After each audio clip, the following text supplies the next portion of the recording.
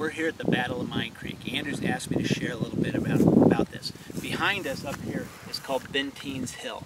Now, at the start of the battle, to our right over here, up by the visitor center, Colonel Phillips's infantry were there. They were mounted infantry, and they had dismounted, and they were laying gunfire down on 8,000 Confederates lined up from about that farmhouse, far off in the distance, all the way across,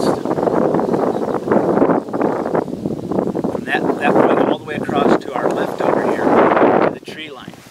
8,000 Confederate soldiers down here. Now Colonel Phillips had about 1,200 soldiers back here, and then Frederick Benteen, a lieutenant colonel, came up to the top of the hill here with about 1,500 cavalry members. So now you have about 2,700 Union cavalry getting ready to attack 8,000 Confederates. So Benteen's soldiers started moving up at a walk, at a trot, into a canter. And at about this point, the 4th Missouri Cavalry stalled. They slowed down or stopped. So the 4th Iowa went around to their left, and now all of a sudden, and Phillips's cavalry are now coming up, and now we have a full-blown charge into the Confederate ranks, and they split it like a hot knife going through butter. Went all the way back in, pushing the Confederates all the way into the creek, which is behind in those trees.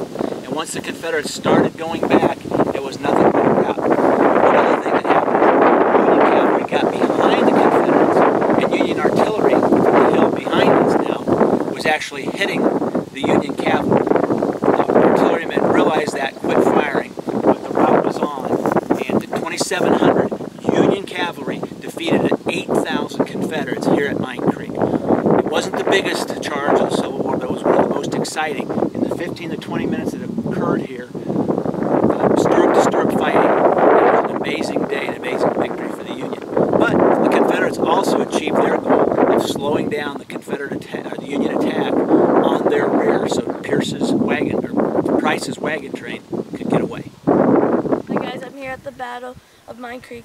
This is where General Marmaduke and Fagan decided not to dismount. The reason they didn't want to dismount was because they just really didn't have time to dismount. The reason this is so bad is because it's much harder to load a rifle up on your horse instead of on the ground. Yep, yeah, right. Loops around. A lot of poison ivy. Hi, it's Andrew here at the Battle of Mine Creek. I wanted to show you guys why the Union had such an advantage over the Confederates.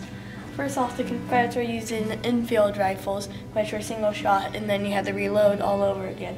However, the Union cavalry was using these carbines, which could fire 7 shots compared to the 1 shot of the infield, which played a huge advantage over the fire, reload, fire, and then reload. All they had to do was fire, fire, fire, fire, fire, fire, reload, and then keep going all over again.